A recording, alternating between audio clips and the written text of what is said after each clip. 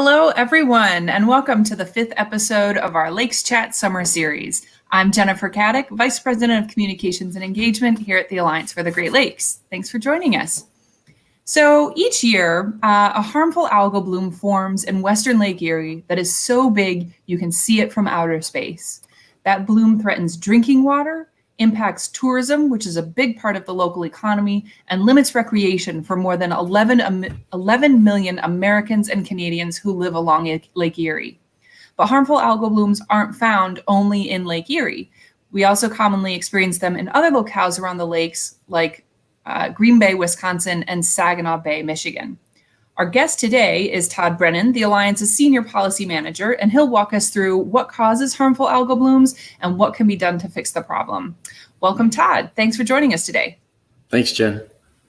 So, Todd, these algal blooms sound like a pretty serious problem. What's causing them, and why is there such a big problem specifically in western Lake Erie?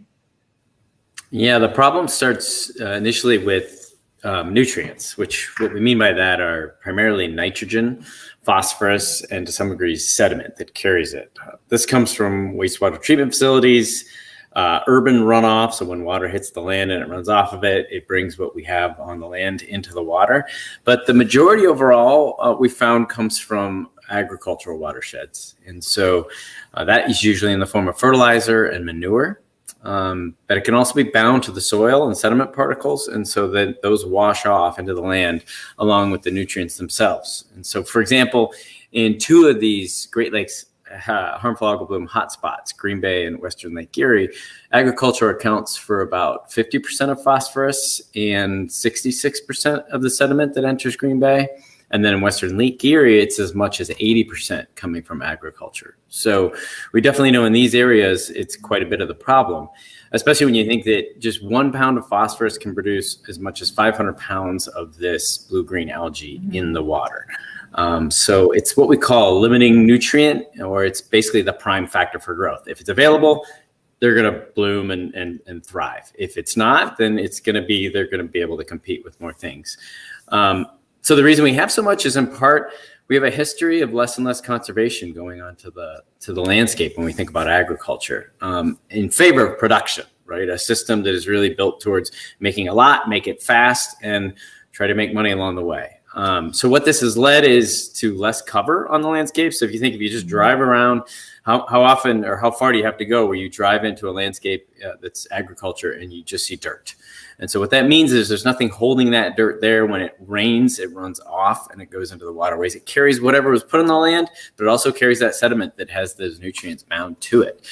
And so this is causing a shift away from seeing perennial cover, things like wheat and hay and alfalfa, to more and more corn, which only covers the landscape a part of the year because it's all harvested, and it's a heavy feeder. It needs a lot of nitrogen and phosphorus to grow to size to be productive in our system. And then we also have increased drainage on the landscape. So we're farming more land that hasn't been farmed in the past. So flatter land that's often wet, it's not preferred. Now we're farming it because we've come up with these tiles that actually drain the land, allowing us to move through it. And then lastly, I'd say with animal agriculture, particularly dairy, especially here in Green Bay, we don't have enough land to spread all the manure that's produced. So in some cases, that's also at the wrong time of year. And this is in part because we've had more animals than a watershed can handle. And we've also seen a vast increase in the concentration of animals, where they're located in those watersheds, and then how much manure is produced at certain times of year that we just can't get out if it's at the wrong time of year.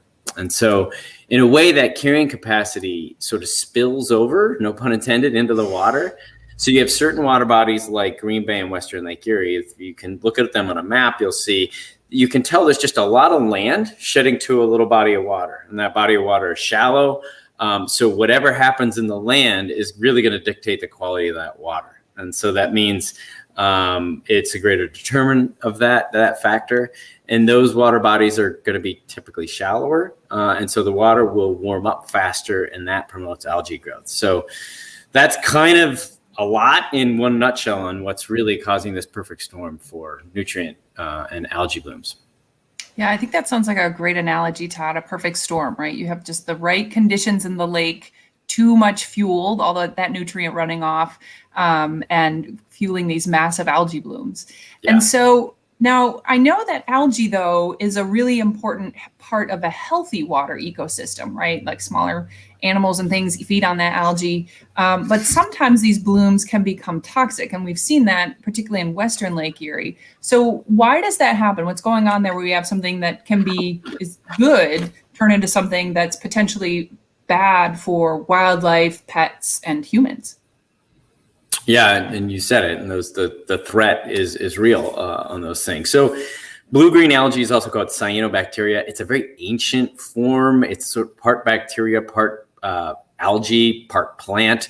Gets its energy from both the sun and the nutrients that are available. It's in the water. It's very tiny, so it's very easy to absorb whatever's available. And it can dominate in certain water bodies when the conditions are right, as we talked about. So for reasons we don't know, though, it naturally produces a toxin that can basically be poisonous to especially warm-blooded animals if ingested in the right quantities.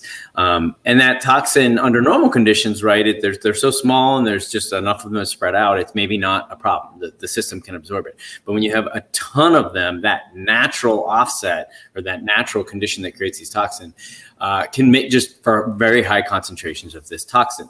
Not all blooms are considered toxic necessarily. They're not all going to produce this type of toxin. There's a bunch of different types of algae with different types of toxins. They all are bad for business when they're there and too much, and they're bad for health. So, for example, in 2014, all these factors came to a head, or a perfect storm, if you will, that combined to have a fairly significant bloom. And it was especially concentrated along the Ohio shoreline of the Maumee River and Toledo. And so what that led to, over 3.5 days, a city of 500,000 people, Toledo, went without water because they just had to shut the whole system down. Not typical issues like people think about where you can boil the water to remove bacteria. This is a different scenario. You have literally toxins that have dissolved into the water. And so if you boil it, you just super concentrate it. So people got sick. Every year, pets die, and this can be inhaled. Even if you live along one of these shorelines, this stuff can travel through the air, and it can give you everything from a really nasty rash to a neurotoxin that can paralyze different forms of life. And another factor for the toxicity of a bloom that really just deals with the bloom itself. What happens is it blooms, and there's a lot of growth, and then it all dies. And when it settles down, the bacteria consume that, and bacteria consume oxygen in the process. So you have water bodies that can be devoid of oxygen or very low oxygen. And in Western Lake Erie, as in Green Bay, one of the problems is you have the shallow water body. The top of it can warm up really quickly, and then that creates a barrier, like a line in the water. So everything below gets all the oxygen consumed because it's not being mixed from above. And so that's like a double factor to how these harmful algal blooms can be problematic, both for the wildlife, the ecosystem, and then clearly, as we've demonstrated in Toledo, for the people. Yeah, and that Toledo situation was just, I think, a massive wake-up call for the region and for a lot of folks. And I know Michelle, our colleague who's helping us on the back end, just dropped a link in the chat that includes a reflection on that 5-year anniversary a couple years ago, and some video of people talking about what they experienced there, and some fishing guides who really describe in visceral terms the what it's like to see and smell and experience that kind of algae bloom. Now, Todd, last week, NOAA, which is the National Oceanic Atmospheric Administration, big mouthful, Ohio Sea Grant, and a bunch of other researchers released their annual forecast for the summer bloom on Western Lake Erie. So they do this every year. They look at what's flowing into the lake during the spring, and they sort of analyze it and tell us what we might see in Lake Erie, particularly the western part, for this summer. So what are they predicting for this summer's bloom in Western Lake Erie? Well, the good news is less significant, or even the terminology they've used is mild. And so this would be 2 years in a row that we've had well, if we do have it this way, right? It's Mother Nature, so anything could happen. But they know a lot in that system. It's smart compared to other systems. There's been a lot of money put into at least monitoring. And so they can tell based on the loads we've already had in the spring through this point in the summer what it's probably going to be like. Now, the wind is still a factor. Temperature is still a factor. So things could go different, but they have kind of an error margin. So it could be anywhere from what they consider significant down to mild, but likely it's going to fall in that mild category. And that's largely a result of the fact that we've had a pretty dry spring. And we've had 2 seasons in a row where we haven't had so in 2019, we had less intensive agriculture because it was the opposite. It was actually fairly wet. And so some land just wasn't planted. Now, so what we're seeing is just less of that runoff, less of that capacity hitting the lake. And so it's a good thing because it produces less of the bloom. But we really can't rely on just dry seasons or less agriculture because of extreme wetness.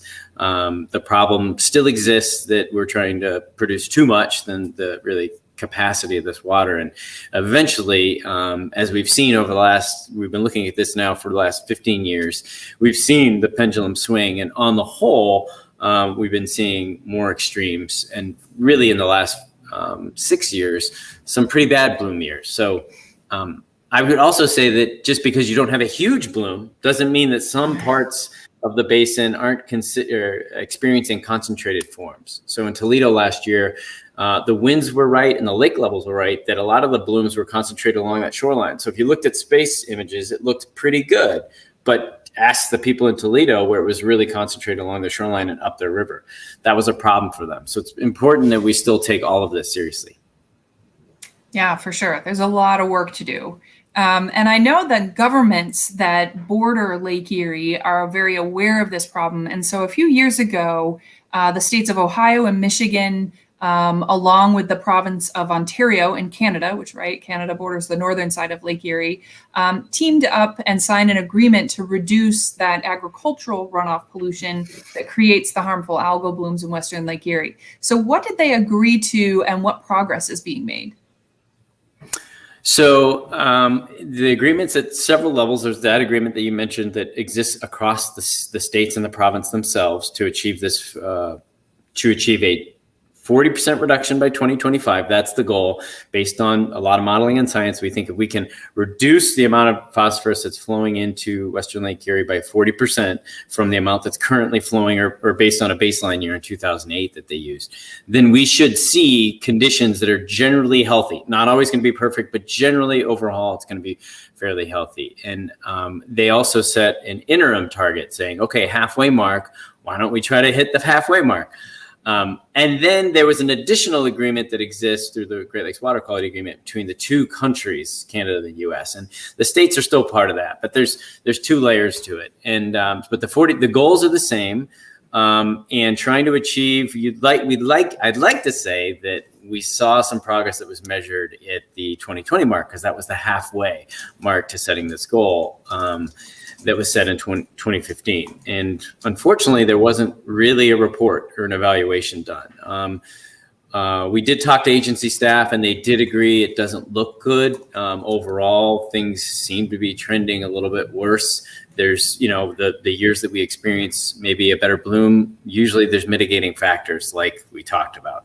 And so really it's important to try to better understand this measurement factor. So to really put some effort behind how we evaluate and when we evaluate. And I would say, the time for that was yesterday. We need to do it, we need to measure it, and we need to understand it so that we can adapt what we're currently doing to try to meet this next target, which is now just 4 years away.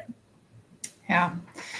So I have some more questions about that, but I see we actually have a question in the chat, which I think is a really good one. So the question's from Lloyd DeGrain, who I think he's a wonderful photographer who's worked with us. And actually, he went a few years ago to help us out, and he took a lot of photographs of this area of the Maumee River, which is the largest tributary to Western Lake Erie in Ohio.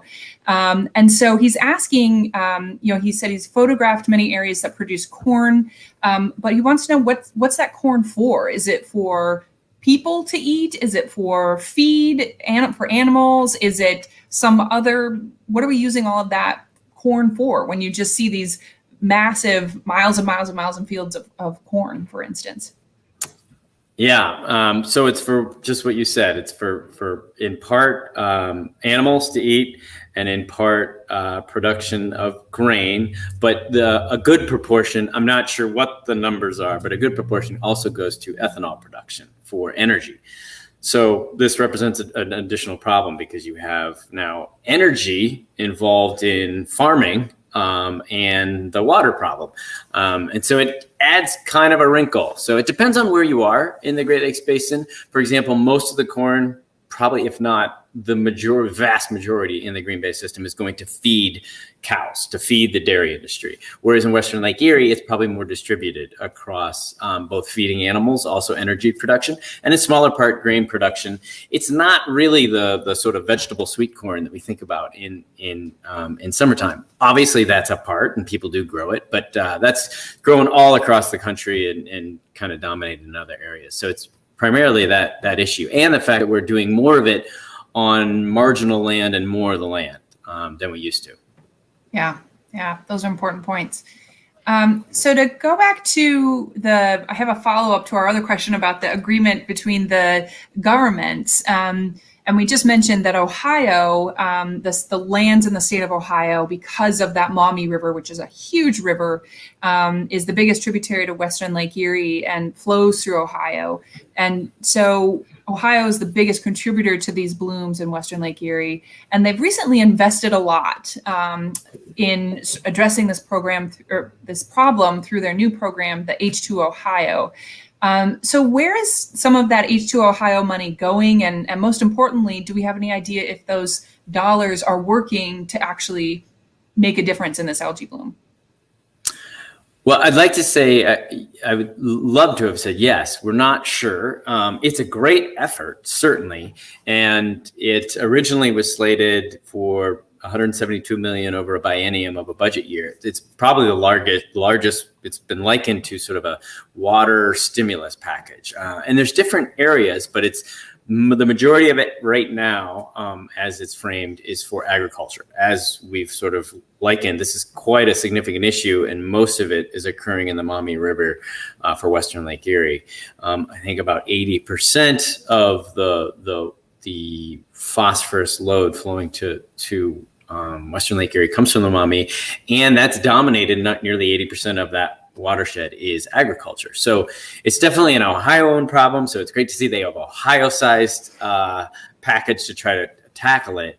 And primarily it's aimed at, for the agricultural sector, trying to get conservation on the landscape. So things like cover crops, no-till, grass waterways, two-stage ditches around certain types of waterways. The majority of it to date has gone towards nutrient management planning. So getting farmers up to speed on having sort of an overall plan.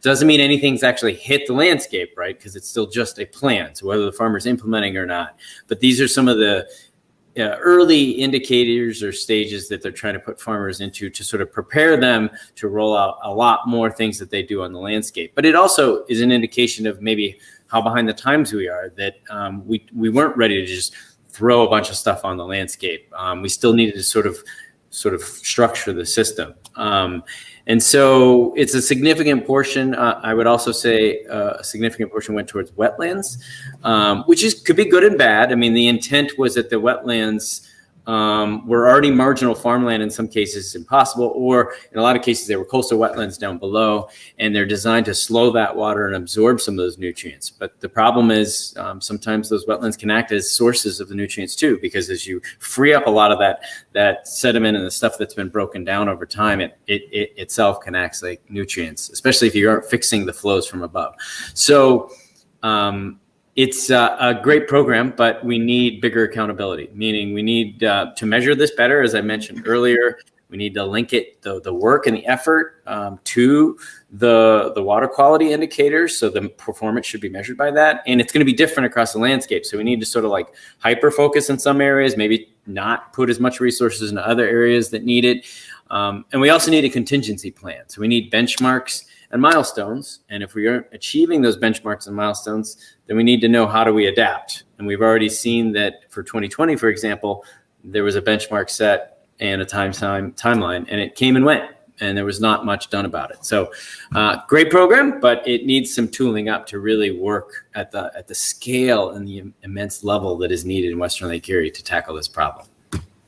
Yeah, so this sounds like an incredibly complex problem, and something that's going to take sounds like quite a long time to fix. So, just briefly, in sort of the minute we have left or so, what's next? What should we be looking for, particularly in Western Lake Erie? Well, yeah, really, all eyes are still on Ohio. So to see that Ohio program sort of live up to the opportunity it has, as we mentioned. And I think the best opportunity for that is Ohio is doing what's called a total maximum daily load process, which is really just a pollution diet. They're going to know very accurately how we're going to achieve, is that 40% reduction what we need? And then what does that look like if you were to disperse it across the landscape on all the different little sub-watersheds? You could each give them sort of their own goal or target. And then the conservation planners within those watersheds could work towards those targets. And the money could all be sort of matched to that effort. And so that's the next step. And it's about a year in to that process. It's going to take another year. It's a very complex process, but I think what's critical is that we use this opportunity to get everybody to the table to really own what piece they're going to take on and how we're going to be accountable to one another. So that's on the horizon right now. There's a lot of promise potentially, but there's also needs to be a lot to pay attention to and a lot of scrutiny, which is what we're doing. Sure.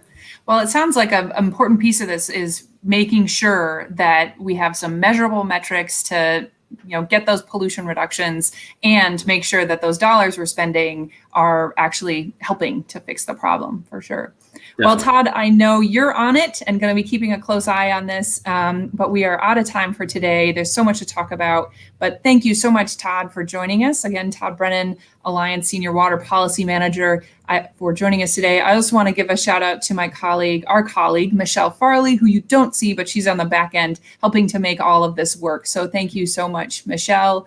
And join us next Tuesday, July 13th at 1 p.m. Eastern, noon Central for our next episode. And we'll be talking about ships, invasive species, and the Great Lakes. Thanks so much, and we'll see you next time.